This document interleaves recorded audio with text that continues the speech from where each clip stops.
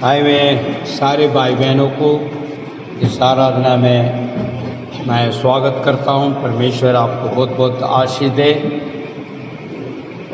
लगातार जो है हम परमेश्वर के भवन में आकर उसके नाम की महिमा स्तुति आराधना करने के लिए सौभाग्य परमेश्वर ने हमें दिया। इसके लिए परमेश्वर के करोड़ों धन्यवाद करेंगे। हालेलुया। संदेश में हम जाएंगे। संदेश में बीते हुए जो है हमने संदेश को आधा में अधूरी छोड़ दी थी, उसी को हम दोबारा उसी बात को हम जो है मनन करने जा रहे हैं। तो जैसा मैंने कहा है, चौकसी करें, चौकस रहें, सावधान बरसे। इसमें मैंने 7 बागों को मैंने कहा है, उसमें कुछ जो है पाठ हमने अभी तक किया है। ये जो है हम दूसरे बागों में हम आए, मगर हमारे YouTube के अंदर चौथा जो है संदेश पहुंचा हुआ है। हालेलुया। खैर, आइए हम आज के वचन में मनन करने जाएंगे। जो यहाँ पर जो है हमने आखिरी जो है वचनों को हमने समाप्त की है, और वो है मुंह और जीभ को चौकसी करें, चौकसी रखें, मुंह और जीभ को। तो इस विषय में हमने बीते हुए संदेश में हमने रुकाया। याकूब की पुस्तक 3 अध्याय उसे 1 से लेके 17 तक हमने मनन कर चुका है। Hallelujah, hallelujah.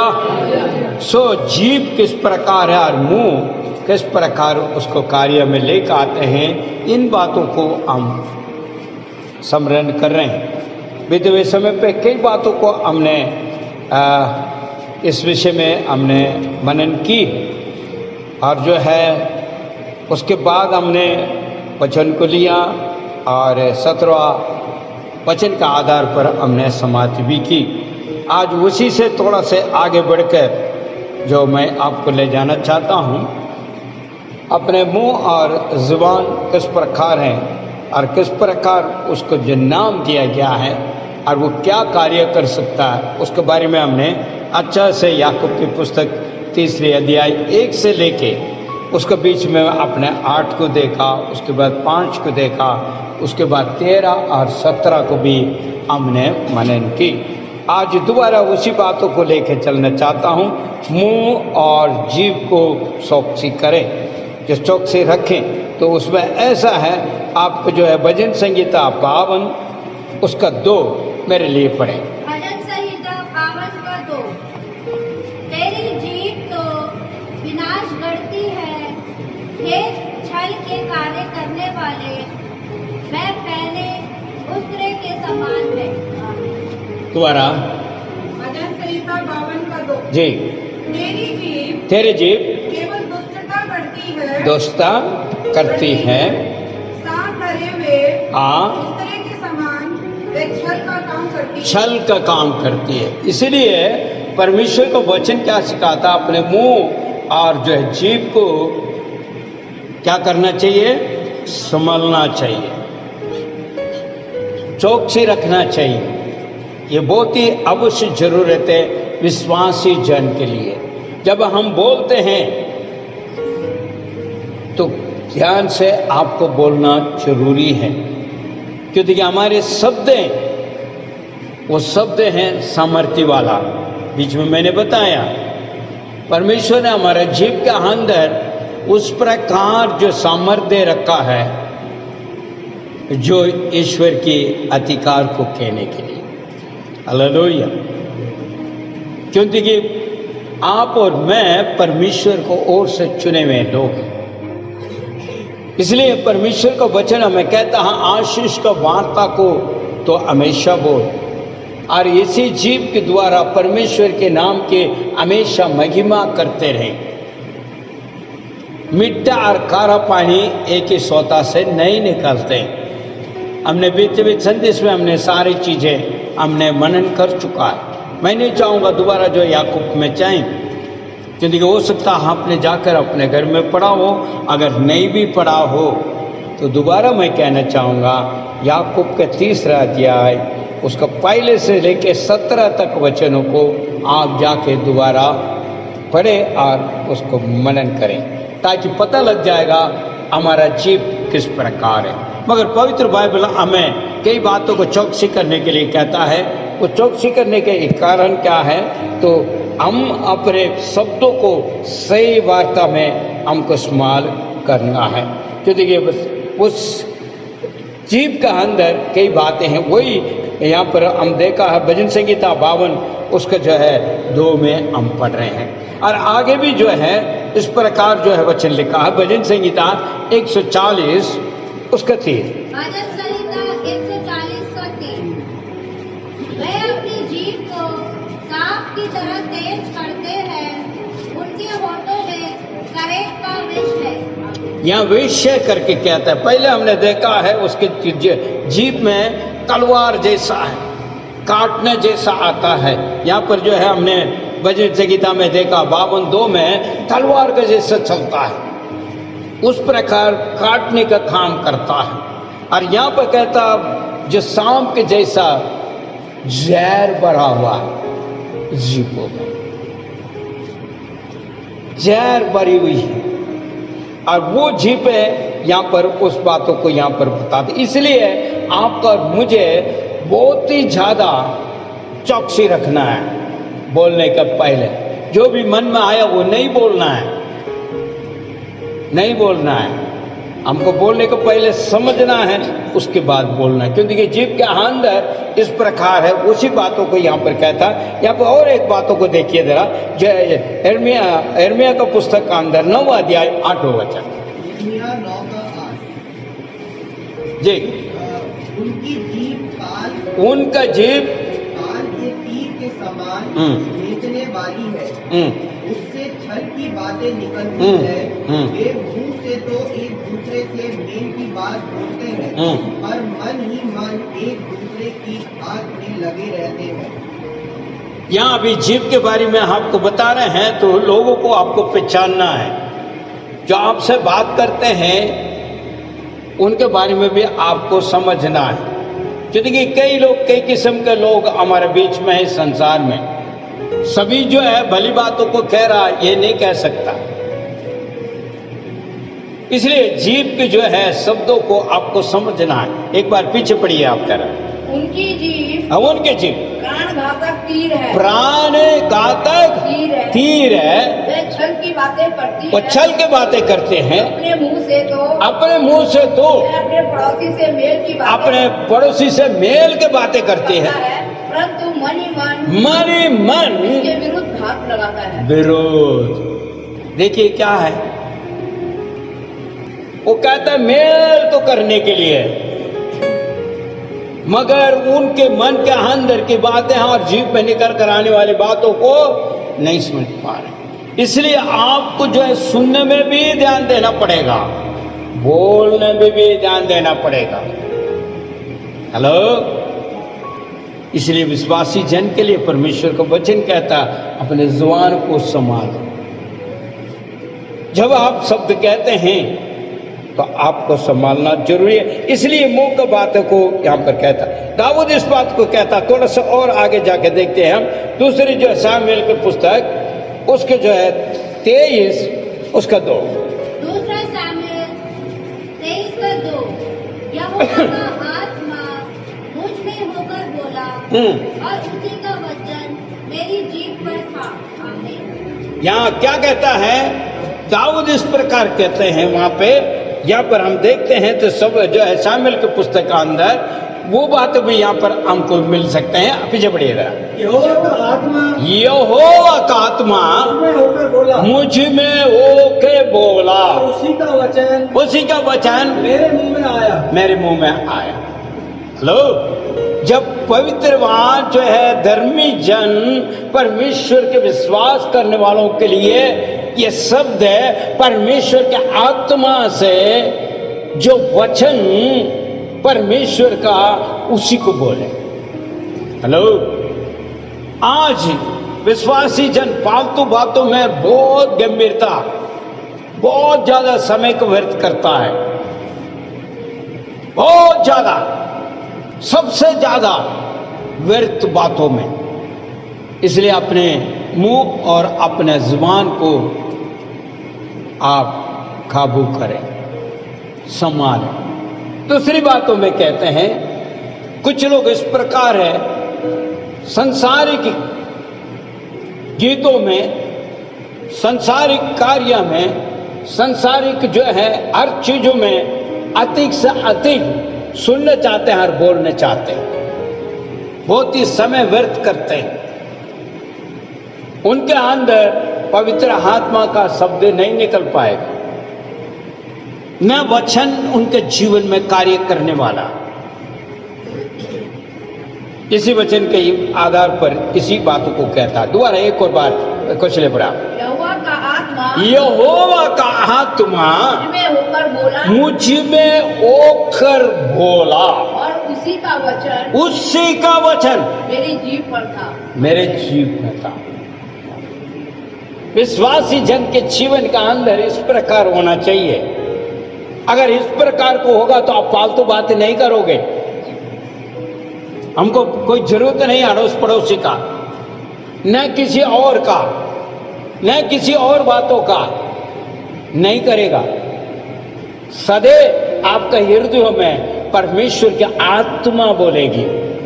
परमेश्वर का आत्मा का जो मार्ग दिशा, जो कहना है, वो शब्द वचन का आधार पर बोलेगा। आज विश्वासी जन के जीवन का अंदर क्यों अशांत है, अनज्ञान क्यों है, असमर्थ क्यों है, तखाव क्यों है, तनाव क्यों है? इसका सब वजह है क्योंकि आपके हृदय खाली पड़ी हुई है।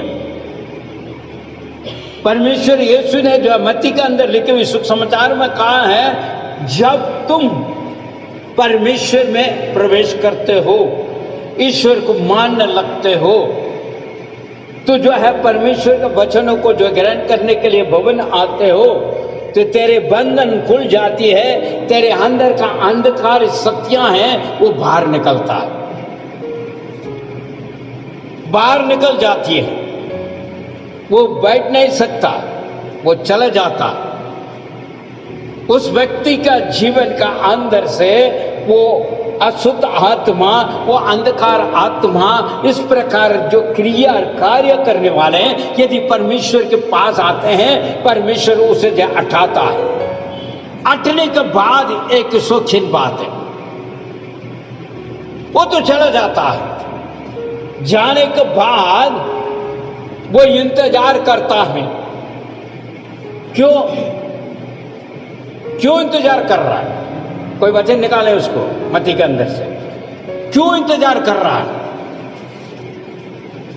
क्योंकि वो चाहता दोबारा मैं उसमें प्रवेश करूं जहां से निकाला है। इसलिए परमेश्वर का वचन कहता है, इसी एक वृत्ति के अंदर से जो अंधकार शक्तियां हैं, अशुद्ध आत्मा निकल जाती है, तो बाहर वो इंतजार करता है। और जब निकलने के बाद उस जो है घर सजा हुआ है और खूबसूरत बन जाती है, क्योंकि अशुद्ध निकल चुका, वहां पर जो है आपको जो शुद्ध हो चुके हैं। जब परमेश्वर में हम आते हैं तो परमेश्वर हमें शुद्ध करता है और पवित्र करता है। पवित्रता और शुद्ध है और वहां पर जोड़न के मुताबिक वहां दिखाई देता है। इसलिए वो दोबारा आने का प्रयास में देखते रहता है, ताकते रहता है, तो वहां पर क्या कार्य होती है, वहां जोड़न करके उसके खूबसूरत रूप में दिखते हैं। इसलिए वो प्रवेश नहीं कर पा रहा, मगर वेटिंग में है। आज लोग समझ रहा नहीं है इस बात को। मसीह में तो आ गया, यीशु को तो ग्रहण कर लिया, उद्धार को भी प्राप्त कर लिया, सब कुछ हो गया, मगर फिर भी उस जो है जिस कार्य से बाहर निकल कर आना, वो नहीं निकल कर नहीं आ पाए। चाहे वो हो सकता कई बातें हैं, मैं उसमें नहीं जाना चाहूंगा। गलती का अंदर 5वां अध्याय में लिखी भी है वो 19 से लेके 21 तक जो है क्रिया और कार्य जो शरीर से होती है, शरीर की कार्य बिल्कुल साफ शब्दों में जो पौलुस गलतियों की पुस्तक का अंदर इस बातों को दर्शाया है। कह रहा है शरीर की जो कार्य क्रिया है ये सब चीजें हैं। ये चीजें जो है किसके द्वारा आता है? अशुद्ध आत्मा का द्वारा। अशुद्ध आत्मा ये काम कर रहा है। ये जब ये कार्य करने वाले आत्मा जब परमेश्वर से अड़ जाता है तो वह बाहर इंतजार करता है, और जो वो व्यक्ति क्या करता है वो आराधना करने शुरू कर देता है, वो परमेश्वर के वचनों को मानना शुरू कर देता है, हर प्रयास करता है चलने के लिए। जब उसका घर देखते हैं, उसके आत्मा जिस जगह से जो है अशुद्ध आत्मा निकाला उस जगह खूबसूरत बन गया। जब वो नहीं मानता दोबारा वही वाला कार्य जो पहले हम करते थे, हमारे आदतें थे, जो हमारी जो है कहलों में था, जो सब छोड़ दिया, फिर दोबारा मन कर रहा है ऐसे ऐसे कार्य करने के लिए, तो वो क्या काम करता है और सातों को इकट्ठा करता है। अभी मौका है हमें उस घर से, जिस घर से मुझे भगाया गया, उस घर में जाने के लिए। मैं सिर्फ अकेले नहीं जाऊंगा और सातों को ले लूंगा। मैं सिर्फ नहीं जा रहा हूं, आ जाओ भाई, आ जाओ, आ जाओ, मेरे साथ सहयोग बताओ, हम सब मिलकर जाएंगे। फिर उसके बाद क्या करते हैं? उस घर में प्रवेश करते हैं। जो इंसान जिस आत्मा से निकला है, जिस हृदय से निकला है, वहीं पर ही दोबारा वो सात आत्मा आके अटैक करता है। उसकी स्थिति पहले जितनी बुरी थी उससे भी अधिक बुरी हो जाती है। मैं नहीं कह रहा हूं, वचन का। आइए अभी पढ़े जी, पढ़ो। जब अशुद्ध आत्मा किसी मनुष्य में से निकलती है, क्या कहता है? अशुद्ध आत्मा किसी मनुष्य से निकलती है तो विश्राम की खोज पे निर्जन स्थानों में भटकती फिरती है, भटकते फिरते रहते। कहाँ मिलेगा, कहाँ मिलेगा, कहाँ मिलेगा जगह, पर नहीं पाती, मगर नहीं पाती। तब वे कहती है, वो जब कहती है जिस घर से मैं जिस घर से मैं आई आया हूँ अपने उसी घर को लौट उसी घर में लौट के जाऊंगा। और जब वे लौट कर आती है, जब लौट कर वापस आती है उसे थाली, उसे खाली झाड़ा फुहारा जाना पोछा और सजा सजाया देखता है। तब वे जाकर जब जाकर अपने से अधिक दुष्ट अपने से अधिक दुष्ट सात आत्मा को ले आती है ले आती है, और वे प्रवेश करती वो है, प्रवेश करती है, वहाँ रहने लगती है, पर रहने लगती है। और उस मनुष्य की पिछली दिशा पहले से भी पहले से भी बुरी हो होगा। इस पीढ़ी के लोगों के साथ भी ऐसा ही होगा। इस पीढ़ी के लोगों के साथ में भी क्यों क्यों पूरी तरह मन तो पिराया है, फिर भी थोड़ी थोड़ी रह रही है। उसके लिए क्या कहते हैं? एक्सक्यूज कर लेते हैं, नो प्रॉब्लम, चलता है, चलता है। क्योंकि वो भी तो करता है, वो भी तो देखता है, वो भी तो करता है, ये भी तो बोलता है, ये भी तो करता है, ये भी तो करता है, तो मैं करने में कौन सा फर्क पड़ गया? मेरे भाई, मेरे बहन, फिर आपको उद्धार के क्या मतलब है? अभी आइए आप गलतियों को पुस्तक में 5वां अध्याय 19 से लेके 21 तक आइए, जरा देखते हैं जरा कैसे हैं आप। उसके बाद क्या कहता है? 5 का 19 से लेकर 21 तक। जी जी, आप शरीर के काम जो आपके पास है, ये शरीर, आप शरीर के काम स्पष्ट है, अर्थात व्यभिचार, अशुद्धता, कामुकता, मूर्ति पूजा, जादू टोना, बैर, झगड़ा, ईर्ष्या, क्रोध, मतभेद, झूठ, दलबंदी, द्वेष, मतवालापन, रंग, वेरिया तथा इस प्रकार के अन्य काम हैं जिनके विषय में मैं मैं तुमको चेतावनी देता हूँ चेतावनी देता हूँ, ऐसा पहले ऐसे पहले दे चुका दे चुका हूँ कि ऐसे ऐसे काम करने वाले परमेश्वर के राज्य परमेश्वर के राज्य का उत्तराधिकारी उत्तराधिकारी ना होंगे। ना होंगे। बेशक आप चर्च में आ सकते हैं, बेशक आ सकते हैं, बढ़िया, मगर आपको किस लिए बुलाया, किस लिए आप उद्धार किया है, किस लिए आपको बंधन से छुड़ाया, किस लिए आशीष दिया है, किस लिए मार्गदर्शन दिया है, वो तो कोई मतलब ही नहीं है ना, उसके लिए तो कोई मतलब ही नहीं है। तो वह अर्थ क्या है आपका पवित्र जीवन के लिए, विश्वासी जीवन के लिए क्या अर्थ रहा, क्या अर्थ रहा? आया, ताली बजाई, 2 गाना गा ली, बस हो गए, प्रभु के नाम के महिमा, मैं तो आ चुका हूं जी। मगर आप कहां जा रहे हो बाद में? यहां तो संगति मिल गया, आगे तो संगति के लिए बुलाया गया, वहां कहां पहुंचोगे? कई लोग नहीं समझ पा रहे हैं, अपने अंदर से निकली हुई जो अशुद्ध आत्मा वो बाहर बैठ कर रहा है। जब तुम मौका देगा 1 मिनट का अंदर घुसने के लिए है, और उसके साथ साथ और भी सबको लेकर आएगा, क्योंकि पहले से बहुत बुरी स्थिति में लेकर चला जाएगा। तो क्या होगा आपका? आपका बुलावट किस बात का है? आपका उद्धार किस बात का है? आपके आराधना किस बात का है? आपका संगति किस बात का है? आपका प्रार्थना किस बात का है? सब व्यर्थ चला जाता मेरे भाई मेरे बहन। इसका कारण क्या है? हम हैं। क्या तो मैं मजबूर हूं, मेरे से होता नहीं है। अरे वो चुका था, मगर तू नहीं जानना चाहता, बुराई से हटने नहीं चाहता, संगति चलना चाहता तू और भी, तो फिर कैसी होगी? वो हम ऊपर है निर्भर।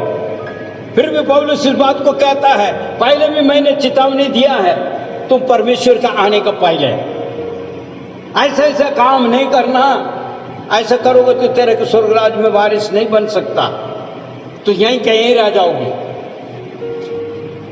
तेरे को कुछ ही मिलना नहीं। मगर आपको और मुझे परमेश्वर ने चुना है, कहां के लिए? स्वर्ग के लिए। सियोन देश हमारा देश, जाएंगे। अगर नहीं मानता तो रहेंगे, और रहने से भी यहीं पर ही नहीं रहेंगे, जाना तो है। कहां जाना है? पाताल हमारे लिए। इसलिए अपने मुंह और जुबान को संभाल कर रखे, इसी में सारी बातें हो जाती हैं। क्या कहते हैं मेरे आदत छुट्टी नहीं है। क्यों नहीं छुट्टी? तू समर्पण नहीं किया पूरी तरह, थोड़ा सा शैतान को भी साइड पर रख लिया, यीशु को भी उधर डेकोरेशन दे दिया। किसको दिखा रहे हैं? क्या आपका अड़ोस पड़ोस को दिखा रहे हैं? मगर आप अपने आप को जो है धोखा दे रहे हैं, अपने आप को धोखा दे रहे, किसी और को नहीं। यीशु ने तेरे लिए मार खाया है, तेरे लिए लहू बहाया है, क्रूस उठाया, तो सिमरन कर। थोड़ी दिन के जीवन है इस संसार में, कब का क्या होगा कोई पता नहीं है, अगले घड़ी के पता नहीं है हमें। ऐसा है, हमने परमेश्वर से उधार लिया हुआ है ये सांस। जब सांस चलते हैं तो चलते हैं, अगर खत्म हो जाएगा तो बिल्कुल खत्म है। फिर जो रोज हम रात को सोते हैं, सुबह का हमें कोई होश नहीं, कल सुबह मैं उठूंगा करके, मगर ये दया है ईश्वर का, दोबारा सुबह उठते हैं। हालेलुया। इतने तक हमारे पास कुछ है ही नहीं है, तो फिर हमारा प्रयास क्या है? सच्चाई बोलने वालों को जो है संसार नहीं मानेगा, क्योंकि उनके साथ मिलकर जाना। इसलिए यीशु ने भी कहा है, मैं संसार वाला नहीं है, तुम भी संसार वाला ना बनो। इसलिए तुमसे वो प्रेम नहीं करेगा संसार। आज संसार क्यों नहीं, क्यों आपका विरोध खड़ा होता है? क्यों आप उनका सहयोग ही नहीं दे रहे, सहायता नहीं कर पा रहे? आप उन्हें कहते ये गलत है, उन्हें गलत नहीं बोलना चाहिए, उनका साथ चलेगा तो बहुत अच्छा है। अगर आप कह देगा तो उनका गलत, क्योंकि उनको आदत से मजबूर है, वो आदत से बाहर नहीं निकलना चाहते हैं, उसी में डूबे पड़े हुए हैं। आप क्या कोशिश कर रहे हैं? अरे बच जाए भाई, बच जाओ, नहीं तो तुम्हारे ऊपर जो है तुम्हारे शरीर के अंदर बड़ी महामारी बीमारी आएगी, तू तड़प तड़प कर मरेगा, ऐसा मृत्यु ना हो तो बच जाओ। यही तो कर रहे हैं ना। इसी तरह आत्मा के लिए हम कर रहे हैं, तेरे आत्मा पाताल में ना जाए, क्योंकि तुझे जो है परमेश्वर ने खरीद लिया अपने लहू से। शैतान वंचित करेगा, इसमें कोई शक नहीं है, क्योंकि वो बाहर ही खड़ा है, तेरे से निकल कर बाहर क्या गया है, वो वहीं पर वेट कर रहा है, क्योंकि थोड़ी बहुत मौका दे रखा तुमने। कभी कभी एक झलक मार कर आ जाता है, आपके घर में एक बार प्रवेश करके चला जाता है, कभी तो कुंदक हो जाता है तो एकदम आ जाता है, उसके बाद परमेश्वर से क्षमा मांगता तो वो भाग जाता बाहर, फिर तुम कुछ करते तो फिर भाग का आता है, हाय हाय मिल गया है मौका हमें, फिर वो इंतजार कर रहा है, अरे बेटा तू और करना, मैं औरों को तैयार कर रहा हूं मेरे साथ। यही हो रहा है मेरे भाई मेरे बहन, समझने का प्रयास करें मेरे भाई मेरे बहन। अगर तेरे आत्मा बच जाए तो नरक से बच जाए, तो दुष्टता से बच जाए, ताकि परमेश्वर की सम्मुख में तुम पहुंचे। यह हमारे प्रयास है, प्रत्येक चर्च यही प्रयास कर रहा, प्रत्येक जो है पासवान इसी के लिए सेवा निभा रहा। यीशु ने भी अपने लहू और जो है पूरी जो है बलिदान इसलिए दिया, संसार बच जाए, क्योंकि परमेश्वर अभी भी प्रेम करता है आप सर मुझसे, वो नहीं चाहता तो दुष्टता के साथ मृत्यु हो जाए। मन फिरे, प्रभु में आए और प्रभु को ग्रहण करें और प्रभु का मार्ग में चले। हालेलुया, प्रभु के नाम की महिमा हो। ये एक और जो है एक पॉइंट को मैं जोड़कर आगे जाना चाहूंगा। अभी जो है मार्ग को आपको जो है चौकसी करना है, अपने मार्ग में चौकसी रखना है, अपने मार्ग को सावधान बरसना है, आपका मार्ग को आप संभालना है। इसका मतलब क्या है? आपके मार्ग का मतलब यहाँ पर वचन देता हूँ, आप वचन ले लीजिएगा। नीति वचन 8 उसका 32। नीति वचन 8:32। अतः हे पुत्रों मेरी सुनो, क्या ही धन्य है वे जो मेरे मार्गों पर चलते हैं। पीछे नीति वचन 8:32 जी। इसलिए अब ये मेरे पुत्रों, ये मेरे पुत्रों मेरी सुनो, क्या है धन्य है जो मेरे मार्ग को पकड़े रहते हैं, जो परमेश्वर के मार्ग को पकड़े रहते हैं।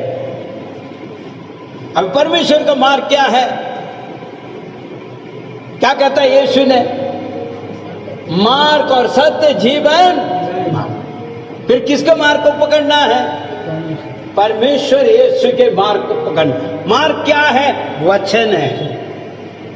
हेलो, इसलिए पुत्र के जैसे जो है पिता यहां समझाना जैसा यहां पर जो है नीति वचन में समझा रहा है। एक और बार पीछे पढ़ लीजिए, नीति वचन 8:32। 8:32। इसलिए अब ये मेरे पुत्रों मेरी सुनो, क्या ही धन्य है, क्या है धन्य है वो जो है मेरे मार्ग को पकड़े रहते हैं, छोड़ता नहीं है, उसी मार्ग में चलता है। टाइम टाइम पर बदल कर नहीं जाते,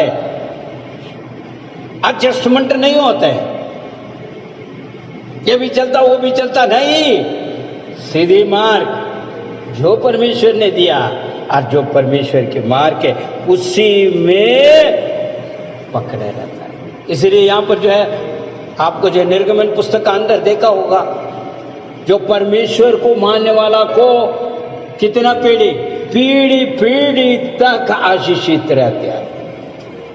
निर्गमन का अंदर ये बात है 20वां अध्याय शायद हो सकता है आप पढ़ाओ। जो मेरी बातों को मानकर चलते हैं उसके ऊपर करुणा कृपा कब होगा? पीढ़ी पीढ़ी तक होगा। अगर नहीं है फिर परमेश्वर का क्रोध कहां तक होगा? वो भी लिखा है, कोई निकाला हो तो पढ़ो। निर्गमन 20 का 5 से। ना तो तू उनको दंडवत करना और ना ही उनकी उपासना, ना तो उसको दंडवत करना, क्योंकि मैं तेरा परमेश्वर हूं। यहोवा जलन रखने वाला, यहोवा जलन रखने वाला, जो मुझसे बैर करता है। ईश्वर से कोई भी व्यक्ति विश्वासी जन बैर करता है तो उनका संतान उससे तोड़ेगा नहीं, उनका आने वाला पीढ़ी और उनका जो बच्चे आगे तीसरी और चौथी पीढ़ी तक बाप दादों की दुष्टता का दंड, बार दादाओं का दुष्टता का दंड देता हूँ। दंड देगा। जो मुझसे प्रेम रखता है, और मेरी आज्ञा का पालन, मेरी आज्ञा को पालन करता है, हजारों हजारों करुणा करो। अभी आप चॉइस कर लो, मार्ग में चलना नहीं चलना आपको मर्जी है। आप सोच रहे हैं आप बच जाएंगे, नहीं। आपका औलाद बच जाएगा, नहीं। उसको औलाद बचेगा, नहीं। उसको औलाद बचेगा, नहीं। 4 पीढ़ी। आपके पास बाइबल है, वो बोल रही है। परमेश्वर कहता है जलन रखने वाला, जब तुमसे प्रेम भी करता है और जलन भी रखता है। जब गलत काम करेगा तो जलन भी रखता है। वो कहता क्या कहता है? उन्हें ना मानना, उन्हें ना उपवास करना, उन्हें ना दंडवत करना। किसको? जो मना किया है। जो मना किया है उसमें अगर जाओगे तो वो सब होगा। इसलिए परमेश्वर के मार्गों को पकड़ कर रखना, इधर उधर नहीं हिलना। ये बहुत मुश्किल वाला काम नहीं है। ईश्वर में चल कर रहना बहुत कठिन काम नहीं है। पहाड़ को लेकर आप सर में रखकर डोल कर चल रहे हो, कोई मुश्किल है क्या? आसान काम है। परमेश्वर ने जिस दिशा बुलाया उस प्रकार चलो। कहता तू हमारे मार्ग सही रखो, मेरे मार्ग में चलो, सब आशीष तुम पाओगे। आज भी मन नहीं है तो फिर आप जाओगे। निर्गमन 19 और 5 को देखिए जरा, क्या कहता है? इसलिए और यदि तुम निश्चय मेरी बात मानोगे, मेरा बातों को मानोगे और मेरी वाचा का पालन, मेरे वाचा को पालन करोगे, तो सब जातियों से तुम ही मेरी निज संपत्ति, तुम ही, कोई और नहीं, तुम ही। क्योंकि समस्त पृथ्वी मेरी ही है। समस्त पृथ्वी। अरे बाबा कहां जाओगे रे, कहां जाओगे? इसलिए कहते हैं वचन पढ़ो, परमेश्वर के मार्ग को जानो, उस मार्ग दिशा में चलो ताकि तू श्रेष्ठ रहे। ईश्वर का प्रेमी बनो, ईश्वर का संगति करो ताकि अधिक आशीष को तुम प्राप्त करोगे। यदि संसार में जाएगा तो तुम नाश हो जाओगे, विनाश का मार्ग में जाएगा। इसलिए आप जो खोज रहे हैं, जो कर रहे हैं, मेरे भाई मेरे बहन, ध्यान रखो।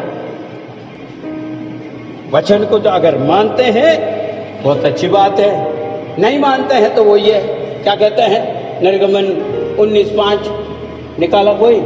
पढ़ो। इसलिए अब यदि तुम इसलिए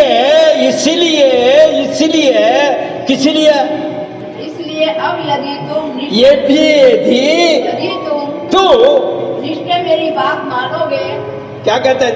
निश्चय मेरी बात मानोगे और मेरी वाचा का पालन, मेरे वाचा को पालन करोगे, तो सब जातियों से तुम मेरी निज संपत्ति, तू मेरा निज संपत्ति बनोगे, क्योंकि समस्त पृथ्वी मेरी ही है। परमेश्वर इसीलिए कहता है तो उसका बन जाओ। हमारा प्रयास क्या है? हम किस लिए इकट्ठा कर रहे हैं? हम वहां के लिए इकट्ठा कर रहे हैं। या परमेश्वर ये कहता है यहां पर भी मैं संभालूंगा, मैं संभालूंगा। क्योंकि परमेश्वर यीशु ने स्वयं कहा मत्ती के अंदर 6वां अध्याय में, मेरा पिता जानता है तुझे क्या चाहिए। परमेश्वर को पता है तुझे क्या चाहिए। परमेश्वर यीशु ने स्वयं कहा, जो मत्ती निकला हुआ मत्ती 6:33। लो पढ़ लो।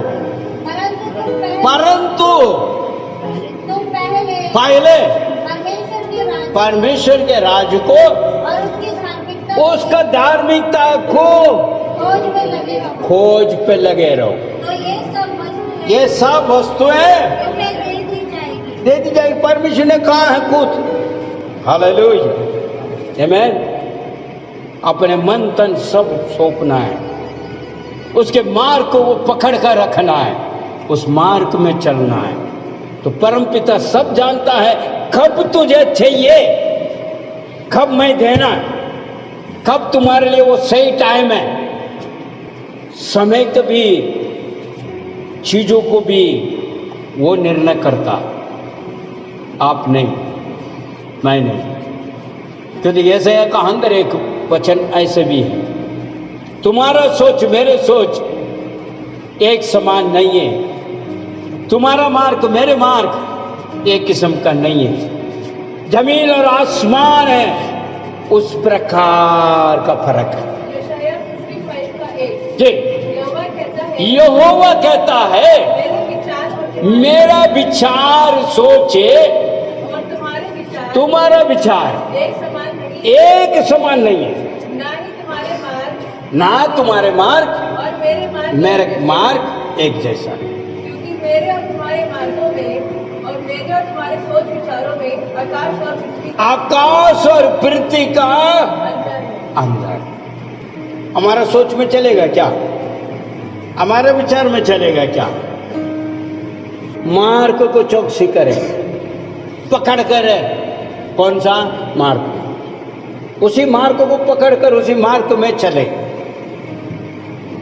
परमपिता को सब कुछ पता, कौन सी उम्र में तेरे को नौकरी चाहिए, कौन सी उम्र में तेरे को जो है विवाह करना है, कौन सा समय पे तेरे को जो है परमिशन देना है, कौन से समय पे तू घर बनाओगे,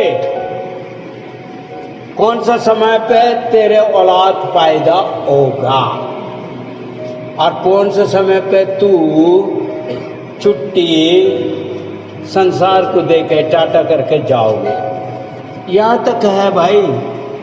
भजन संगीता 1:3 भजन संहिता 1:3 1:3 वह उस वृक्ष के समान है। वो वृक्ष के समान को जगह वो कौन है, वो कौन का मतलब है आगे आपको थोड़ा ये भी पीछे पढ़ना पड़ेगा 2 का। परंतु वह पहले Bhajan Sangita chapter 1 verse number 2 and 3। Bhajan Sanhita 1:2 और 3। हाँ, परंतु वह तो यहोवा का व्यवस्था को प्रसन्न रहता। किसको? ये वचनों में प्रसन्न रहता, परमेश्वर के वार्ता में प्रसन्न रहता। आगे, और उसकी व्यवस्था पर, उस व्यवस्था पर रात और दिन ध्यान देता है। इधर सुनकर इधर नहीं, इधर देख के इधर नहीं, ध्यान देता। वह उस वृक्ष के समान है। जब ये करने का भाव के बाद में ये आती है, कोई सोचेगा अरे यार मैं तो वचन में है, सब कुछ है, जो मैं हाथ लग जाऊंगा तो हो जाएगा, वहां कुछ नहीं होने का। उसको पहले वाला कार्य भी करना है, वचन को पढ़ना है, वचन को प्रसन्न रखना, उसमें चलना, उसमें ध्यान देना, उसके बाद तुम हाथ रखोगे, वहां पर काम होगा, अधूरी नहीं होगा। आज कई लोग का काम सफलता नहीं होता। अरे भाई इतना कर रहा हूँ, इतना तोड़ रहा हूँ, इतना कर रहा हूँ, उतना कर रहा हूँ, शांति तो है ही नहीं है। मेरा शरीर पिस गया, मेरे अंदर का हार्मोन सब खत्म हो रहा है, कैसे चलूं पता नहीं, कैसे चलूं पता नहीं है। अरे भाई क्यों? तो तेरे हाथ की सफलता नहीं है तो खुद कमा रहे हो, वो भी तो कहा नहीं पा रहा।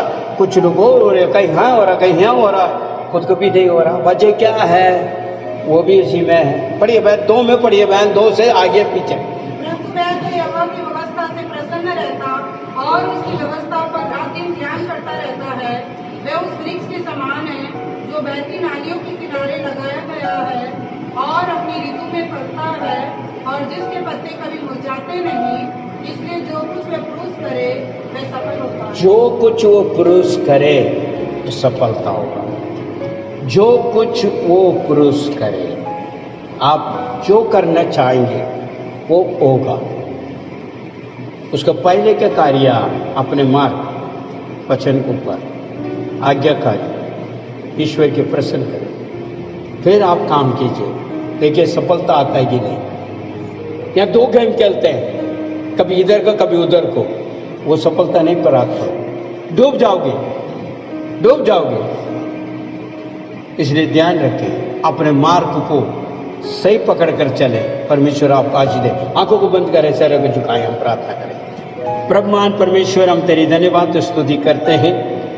दोबारा एक और बार मुंह और जीभ को चौकसी करने के लिए आपका वचन के द्वारा हमने सीखा, और प्रभु अपने मार्ग को भी पकड़ कर रहने के लिए आपने कहा है। उन वचनों को द्वारा भी आपने हमें प्रभु जी खुलासा किया है, हम समझने के लिए हमें अनुग्रह दिया, इसके लिए धन्यवाद है। तेरे वचन जैसा कहता है उस प्रकार चलने के लिए प्रभु हमें मदद और सहायता दे। प्रत्येक भाई बहन जो मानते हैं इस वचन को मुताबिक अपने आप को सौंपते हैं, उन्हें आशीष अनुग्रह दे। प्रार्थना को सुना, धन्यवाद। यीशु मसीह के नाम से मांग लेते हैं, आमीन।